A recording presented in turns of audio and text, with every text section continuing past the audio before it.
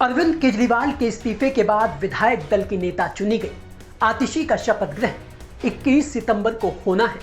CM आतिशी के साथ 5 मंत्री भी शपथ लेंगे, जिसमें 4 मंत्री तो पुराने हैं, लेकिन मुकेश अहलावत के रूप में एक नया मंत्री आतिशी की सरकार में शामिल होगा।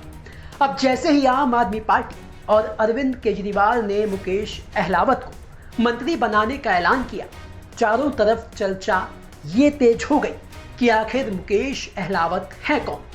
अरविंद केजरीवाल ने इन्हें ही मंत्री क्यों बनाया।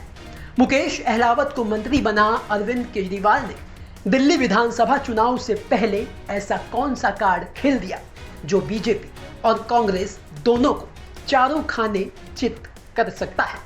चलिए ये बताते हैं आपको हम इस रिपोर्ट में। सबसे पहले तो आपको बता दें कि आखिर मुकेश अहलावत है कौन। दरअसल मुकेश अहलावत को आम आदमी पार्टी ने दलित चेहरे के रूप में मंत्रिमंडल में शामिल किया है, जो अनुसूचित जाति के लिए आरक्षित सीट सुल्तानपुर माजरा से साल 2020 में जीतकर पहली बार विधायक बने थे। बता दें कि पीतमपुरा के एक प्राइवेट स्कूल से 12वीं पास अहलावत पेशे से व्यापारी है। अहलावत की गिनती आम आदमी पार्टी के रईस विधायकों में होती है। पिछले चुनाव में अहलावत ने जो शपथ पत्र दाखिल किया था, उसके मुताबिक उनके पास 6 करोड़ से ज्यादा की चल और अचल संपत्ति है। वर्तमान में अहलावत आम आदमी पार्टी की राजस्थान इकाई के सह-प्रभारी भी हैं। अब सवाल यह है कि मंत्री के लिए सुल्तानपुर माजरा से विधायक मुकेश अहलावत को ही अरविंद केजरीवाल ने क्यों चुना। इसके पीछे बड़ी वजह यह है कि इसी सुल्तानपुर माजरा से साल 2008 और 2013 में अहलावत बहुजन समाज पार्टी के टिकट पर चुनाव लड़ चुके हैं। साल 2015 में आम आदमी पार्टी ने सुल्तानपुर माजरा से संदीप कुमार को चुनाव लड़वाया। चुनाव जीतने के बाद संदीप कुमार को अरविंद केजरीवाल की सरकार में मंत्री बनाया गया, लेकिन साल 2016 में यौन शोषण के आरोप लगने के बाद संदीप कुमार को पद से हटा दिया गया। यह बैकग्राउंड हमने आपको इसलिए समझाया क्योंकि अहलावत के मंत्री बनने में सुल्तानपुर माजरा का बहुत बड़ा हाथ है। वो ऐसे कि सुल्तानपुर माजरा से विधायक मुकेश अहलावत दलित समुदाय के साथ साथ दिल्ली के ग्रामीण क्षेत्र का भी प्रतिनिधित्व करते हैं। आम आदमी पार्टी को पिछले चुनाव में दलितों के साथ साथ ग्रामीणों का भी भरपूर साथ मिला था।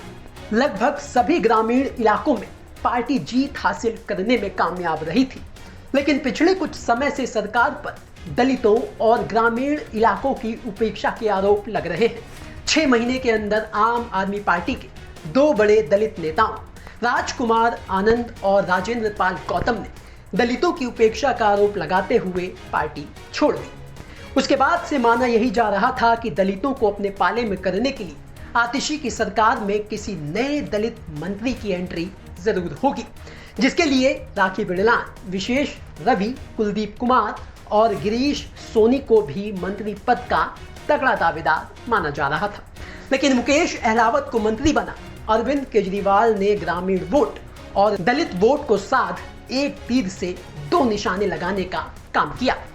अब दलित वोट बैंक दिल्ली की सियासत में कितनी अहमियत रखता है, खासतौर पर आम आदमी पार्टी के लिए, उसे आप ऐसे समझिए कि दिल्ली में आरक्षित सीट यानी दलित मतदाताओं की अनुमानित आबादी करीब 20% है। दिल्ली में विधानसभा की 70 सीटों में से करीब 12 सीटें आरक्षित हैं। चुनाव आयोग के डेटा के मुताबिक साल 2013 में दिल्ली विधानसभा चुनाव में आम आदमी पार्टी ने इन 12 में से 8 सीटों पर जीत दर्ज की थी। साल 2015 और 2020 के विधानसभा चुनाव में आम आदमी पार्टी ने सभी 12 की 12 सीटों पर जीत दर्ज की थी। मतलब साफ है कि दलित वोट बैंक के चलते आरक्षित सीटों का सफाया कर दिल्ली में आम आदमी पार्टी की भारी बहुमत से सरकार बनी। पर अब परेशानी यह है कि गुजरात चुनाव के दौरान एक वीडियो वायरल होने के बाद अरविंद केजरीवाल ने उस समय के समाज कल्याण मंत्री और दलित नेता राजेंद्र पाल गौतम को मंत्री पद से हटा दिया। वो अब कांग्रेस में शामिल हो गए हैं। अरविंद केजरीवाल के जेल जाने के बाद राजेंद्र पाल गौतम की जगह मंत्री बनाए गए राजकुमार आनंद अब बीजेपी के हो चले हैं। दोनों ही नेताओं ने अरविंद केजरीवाल पर दलितों की उपेक्षा के आरोप लगाए।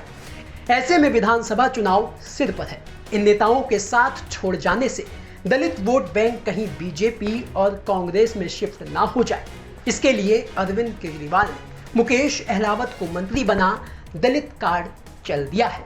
जो कितना सफल हो पाएगा ये तो आने वाला वक्त ही बताएगा। ब्यूरो रिपोर्ट, दिल्ली तक।